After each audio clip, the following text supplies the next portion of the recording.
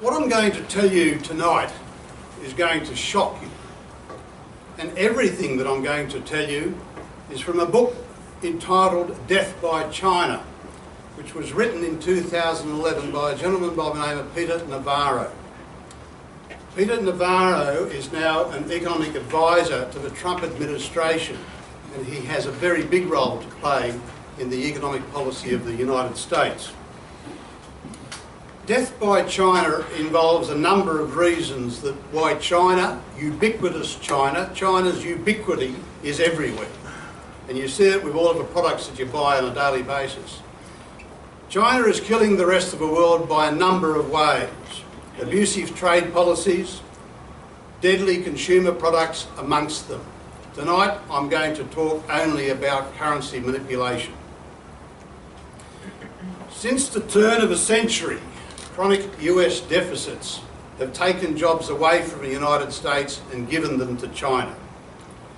China manipulates its currency by artificially pegging its Chinese yuan or renminbi to the US dollar at a grossly undervalued fixed exchange rate. It does not float with the US dollar. Now, to understand why this debilitates the American economy, it is critical to understand that any nation's economy is driven by only four factors. Number one is consumption. Number two is business investment. Number three is government spending. And number four is net exports. China has been running a current account deficit with the United States of close to $1 billion US per working day. About $250 billion per year. Now, to understand how this currency manipulation works, I'll illustrate for you how they do this. The process begins when an American consumer walks into a Walmart store. For those of you who don't know what a Walmart store is, think of a down-market Aldi, if you can. Now, they buy a Chinese product and their US dollars are shipped overseas. At this point, to maintain the US dollar's fixed peg with a Chinese yuan, China must promptly recycle those greenbacks back into the US by buying financial assets such as US government bonds, US real estate or US equities. Otherwise, upward pressures would build on the Chinese yuan, the Chinese currency. Now, here's perhaps the most interesting little twist in the currency manipulation tale.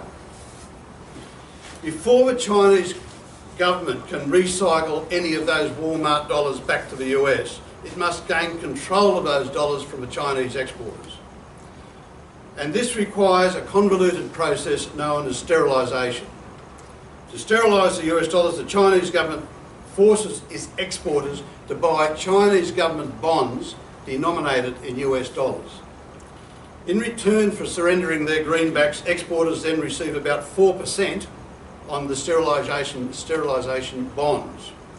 The Chinese government then turns around and reinvests the captured sterilised greenbacks back into US government bonds that they pay less than 2%.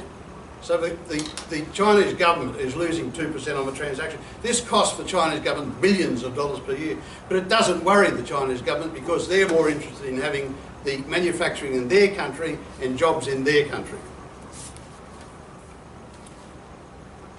Currency manipulation has resulted in an accumulation of US dollar bonds to China in the vicinity in 2011 of about $2 trillion. Now that is an enormous amount of money. There's a lot of zeros in $2 trillion.